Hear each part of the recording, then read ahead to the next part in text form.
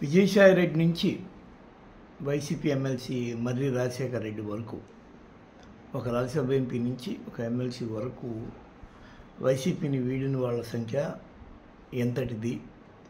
వాళ్ళు ఇప్పటికే 4 ఎమ్మెల్సీలు ఎగిరిపోయారు. ఇప్పుడు మర్రి రాజశేఖర్ రెడ్డి, ఇకపోతే ఆర్ కృష్ణయ్య, విజయసాయి రెడ్డి ఇలాంటి వాళ్ళు, మోపిదేవి వెంకటరమణ, వీళ్ళందరూ కలిసి హ్యాండ్ ఇచ్చారు వైసీపీకి. అధికారమే పరమావధిగా అధినేతతో పాటు ఉండాల్సిన వాళ్ళు అందరూ పలాయనం చిత్తగిస్తుంటే వీళ్ళందరూ ఎక్కడికి వెళ్తున్నారు అంటే, మొన్న ఈ మధ్య బాలినేని చూసాం, జనసేన ఆవిర్భావ సభలో చేరి నువ్వు ఒక్కసారి ఈసారి ముఖ్యమంత్రి ఎవరో చూద్దాం అనే కోణంలో జగన్మోహన్ రెడ్డిని, సమీప బంధువు, ఆయన్ని హుంకరించి ధింకార స్వరాన్ని వినిపించిన బాలినేని గురించి అందరికీ తెలిసిందే. ఆయన గతంలో విద్యుత్ మంత్రిగా ఉండి తర్వాత తన ఉద్యోగాన్ని లాగేసుకోవడం ద్వారా తీవ్ర అసంతృప్తిని వ్యక్తం చేసుకొని ఫైనల్గా జనసేనలోకి వెళ్ళేంత వరకు వచ్చాడు, వెళ్ళిపోయాడు, అయిపోయింది. వీళ్ళందరూ ఇప్పుడు ఎక్కడికి పోతున్నారు? అయితే టీడీపీ, లేకపోతే జనసేన. జనసేన అనే దానిని భారీ ఎత్తున ఒక ఫ్యూచర్ పార్టీగా వీళ్ళందరూ ఫీల్ అవుతున్నారు.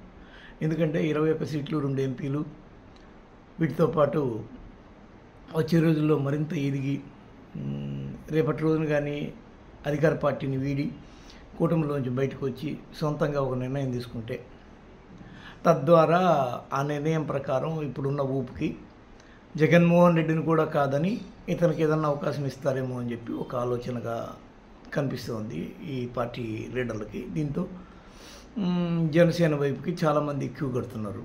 పెండెం దొరబాబు పిఠాపురంలో ఇదే వర్మ మీద పోటీ చేసి గెలిచి ఈ రోజున మారిన రాజకీయ సమీకరణాల దృష్ట్యా ఎవరైతే పిఠాపురంలో వంగా గీత మీద గెలిచారో అలాంటి పవన్ కళ్యాణ్ పార్టీలో పెండెం దొరబాబు, ఇకపోతే అవంతి, ఇకపోతే గ్రంథి శ్రీనివాసు భీమవరం నుంచి, అవంతి భీమిలిలో గంట చేతి ఓడిపోయాడు, ఇంకా చాలామంది వీళ్ళందరూ ఏంటంటే అలా పార్టీ దాటేస్తున్నారు.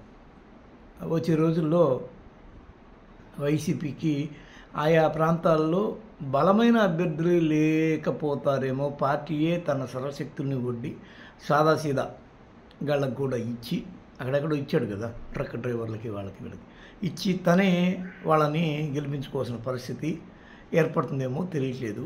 ఎవరు పోయినా కానీ జగన్మోహన్ రెడ్డి, విజయసాయి రెడ్డి పోయినప్పుడే జగన్మోహన్ రెడ్డి ఏం పెద్ద ఫీల్ అవ్వాలి. ఆయన ఇన్ని కోటరీ చుట్టూ ఒక రాజకీయము, ఒక వర్గము అల్లుకొని ఉంది, వాళ్ళని దాటి నువ్వు బయటికి రాలేవు, దీనివల్ల నువ్వు నాశనం అయిపోతున్నావు అని చెప్పి ఇండైరెక్ట్ కామెంట్ కూడా చేశాడు.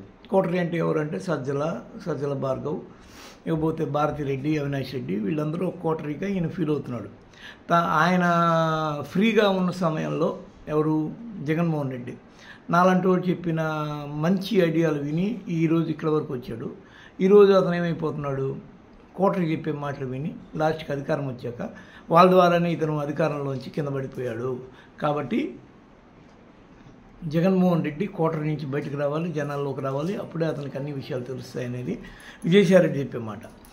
విజయసాయి రెడ్డి ఎక్కడికి పోతున్నాడు అంటే, ఆయన ఇంతవరకు ఏది డిసైడ్ చేసుకోవాలి. ఇప్పటికే ఆయనకి నోటీసులు, కేసులు, వ్యవహారాలు గందరగోళాలు చాలా జరుగుతున్నాయి. దీంతో ఆయన ఉంటాడా అలాగే ఒంటరిగా, లేకపోతే ఏదైనా పార్టీలో చేరిపోతాడా? ఇప్పటికీ ఏదైనా ఒప్పందాలు జరిగాయంటే ఆయన పైకి మాత్రం లేవని చెప్తున్నాడు. ఏదైనా సొంత మీడియా పెడతారా అంటే మాత్రం దీన్ని మాత్రం ఆలోచిస్తా అని చెప్పాడు. అంటే ఆయనకి మీడియా పిచ్చి ఉంది కానీ రాజకీయ పిచ్చి లేదు, అవంతా తీరిపోయింది అనే ఒక ఆలోచన గట్టిగా కనిపిస్తుంది ఆయన నుంచి చూస్తుంటే. ఆయన గమనించకుండా తన చేసిన పాత కాపురం గురించి మళ్ళీ తిరిగి పదే ఆయన కామెంట్లు చేస్తున్నాడంటే దాన్ని బట్టి మనం ఏం అర్థం చేసుకోవచ్చు అంటే, ఆయనకి చాలా అసంతృప్తి ఉంది వైసీపీ అధిష్టానం మీద అనేది అర్థమవుతుంది. మిగిలిన వాళ్ళకి ఏంది? ఇప్పుడు మర్రి రాజశేఖర్ రెడ్డి అసంతృప్తి ఏంటంటే, చిలకలూరుపేటలో మళ్ళీ ఇన్ఛార్జి పోస్టు రజనక్కకే ఇచ్చాడు కాబట్టి అసంతృప్తితో ఈయన ఉన్నాడు, కాబట్టి దాన్ని గుర్తించలేదు కాబట్టి ఆయన బయటకు వచ్చేసాడు. ఈయన ఎక్కడికి వెళ్తాడు? టీడీపీలో చేరే అవకాశం ఉందని అంటున్నారు మర్రి రాజశేఖర్ రెడ్డి. అసలు పాపం మర్రి రాజశేఖర్ రెడ్డి హిస్టరీ చెప్తే చాలా విషాదకరంగా ఉంటుంది. ఆయన ఏదో జబ్బుపడి కొద్దిగా ఇన్యాక్టివ్గా ఉండేసరికి ఈ లోపల టీడీపీ నుంచి పుల్లారావుతో గొడవ పెట్టుకొని పతిపాటి పుల్లారావుతో బయటకు వచ్చి తద్వారా ఒక గ్రౌండ్ లెవెల్లో వర్క్ చేసి ఆ రిపోర్ట్స్ అన్ని తీసుకుపోయి జగన్మోహన్ రెడ్డి పాదయాత్ర వస్తున్న సందర్భంగా చూపించి నాకు టికెట్ ఇవ్వండి నేను గెలిచి చూపిస్తానని చెప్పి అనడంతో మర్రి రాజశేఖర రెడ్డిని కాదని చెప్పి విడదల రజనీకి టికెట్ ఇచ్చాడు ఆ రోజుల్లో జగన్మోహన్ రెడ్డి. నీకు ఏదన్నా మేలు చేస్తాలే, వచ్చే రోజుల్లో కవర్ చేస్తాలే అన్నట్టుగానే ఎమ్మెల్సీ ఇచ్చాడు. శుభ్రంగా ఆయన పాటికి ఆయన ఉండొచ్చు. కానీ చిలకలూరుపేటలో రజనీ తీవ్ర అవినీతి వ్యతిరేక ఆరోపణలు ఎదుర్కోవడం, ఆ ఆరోపణలతో గుంటూరు పంపించడం, గుంటూరులో ఓడిపోవడం, మళ్ళీ తిరిగి వచ్చి ఇక్కడ ఇన్ఛార్జి కావడంతో అసంతృప్తితో ఎవరైతే సోకాల్డ్ మర్రి రాజశేఖర రెడ్డి ఉన్నాడో అతను రిజైన్ చేశాడు, ఇంకా మన వల్ల కాదు ఇక్కడ ఉండడం అని. మరి ఇప్పుడు టీడీపీలోకి వెళ్తే టీడీపీలో అక్కడున్న పరిస్థితి ఏంది? ఆయన్ని బెసకనిస్తారా? ఇప్పటికే పోయిన వాళ్ళ పరిస్థితి ఏంది? ఇప్పటికే హామీలు ఇచ్చి అసలు సొంత పార్టీ నేతలకే హామీలు నెరవేర్చడం లేదని వర్మ ఎపిసోడ్ ద్వారా తెలుస్తోంది.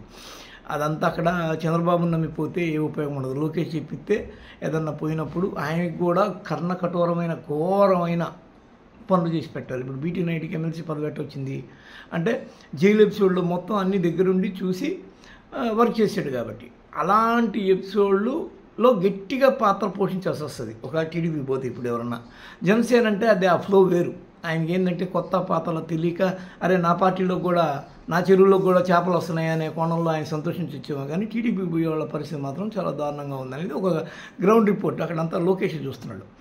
ఈ పరిస్థితుల్లో వీళ్ళంతా జనసేన టీడీపీ ఇట్లా వర్గాలుగా విధాలుగా వెళ్తూ ఉండడం అనేది జరుగుతోంది. ఇదంతా జగన్మోహన్ రెడ్డికే లాభం చేకూరు